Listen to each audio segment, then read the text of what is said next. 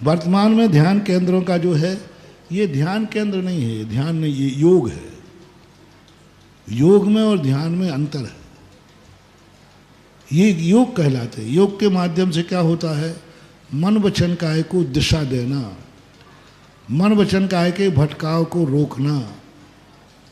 जैसे बच्चे को स्कूल देना है तो चॉकलेट दे देना, तो इसी प्रकार के इनके माध्यम से जो मन का भटकाव था, उन भटकाव को एक दिशा मोड़ने के लिए योगा किया जाता है।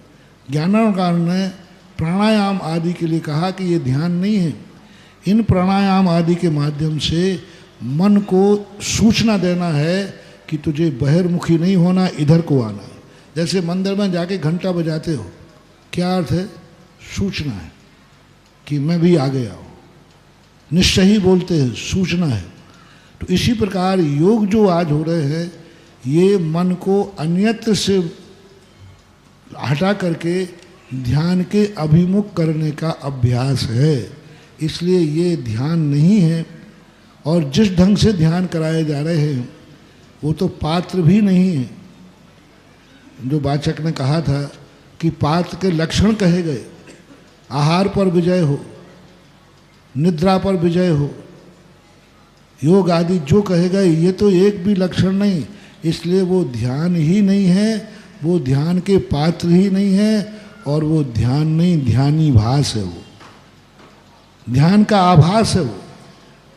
लेकिन मैं उसका निषेध करूँगा, सो बात नहीं, क्योंकि व्यक्ति को अनैतिकता से बचाने के लिए यदि कोई व्यक्ति को एकाग्र करते हैं तो उसका निषेध नहीं करना, लेकिन उसको ध्यान भी नहीं कहना। अब पंचाचार की बात जो थी, पंचाचार में यदि कोई आचार कम हो तो नहीं हो सकता, नहीं हो सकता। 28 मूल गुणों में कोई कम हो तो कमजोर हो सकता है, कम नहीं।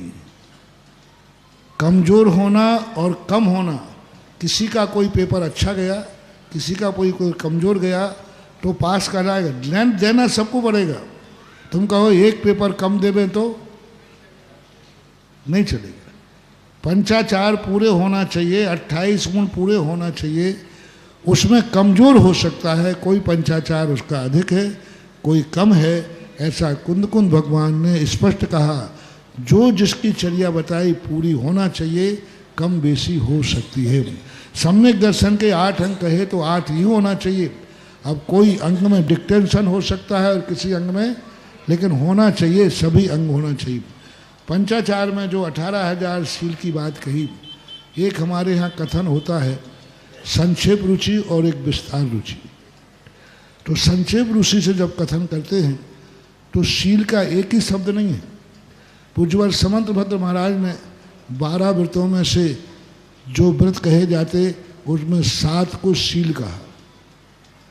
3 गुणव्रत और 4 शील नाम से संज्ञा दी, उन्होंने नाम ही दिया शील। शील सप्तकम, तत्वार सूत्र में भी उनको सर्वार सिद्धिकार ने शील शब्द का प्रयोग किया। तो शील शब्द का अर्थ होता है अनिवार्य, स्वभाव। इसके बिना तुम्हारे 5 मूल गुण अनुव्रत सफल नहीं होंगे। इनको शील क्यों कहा? 5 अनुव्रतों को शील क्यों नहीं कहा? क्योंकि इनके बिना आपके 5 अनुव्रत पल ही नहीं सकते। जब ये पालोगे तभी वह पूर्ण अनुव्रत माने जाएंगे।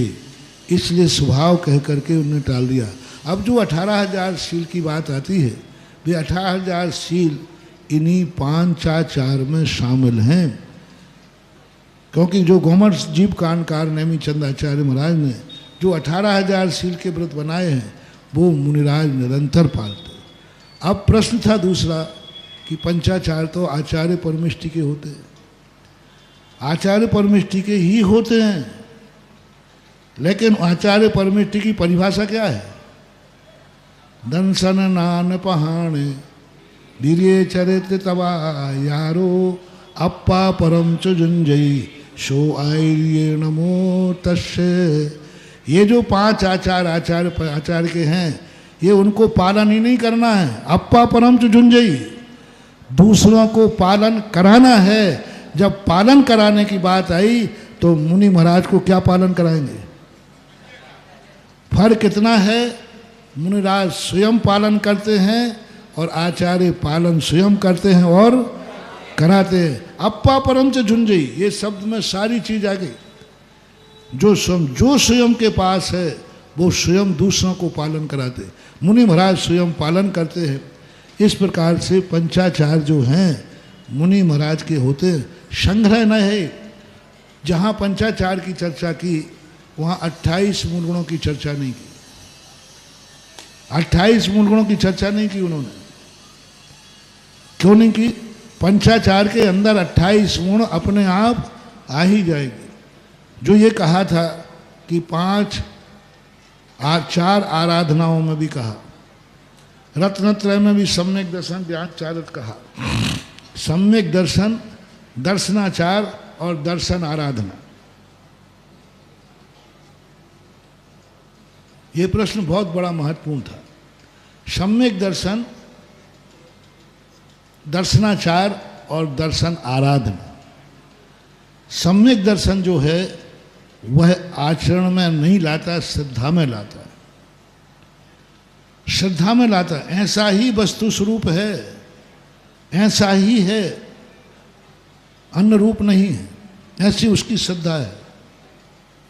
वह निकाक्षंत अंक की क्रिया नहीं पालता, कहता नहीं ऐसा ही मानोगे तभी वह सम्यक दृष्टि माना जाएगा।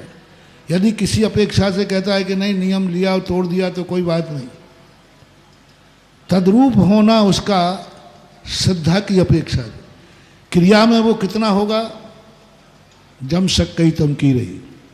यदि वो कुलाचार में है, यदि वो उच्च कुलीन है तो उच्च कुलीन वाले का आचरण अपने आप सम्यक दर्शन का सम्यकता, लेकिन वो आचार में नहीं आएगा। जैसे गृहस्थ भी उपवास करते हैं, उनको उपवास नहीं कहा, व्रत कहा। जय हिंद। अगर आपको मेरी वीडियो अच्छी लगती है तो प्लीज़ मेरे चैनल को लाइक करें, शेयर करें और सब्सक्राइब करें। Thank you.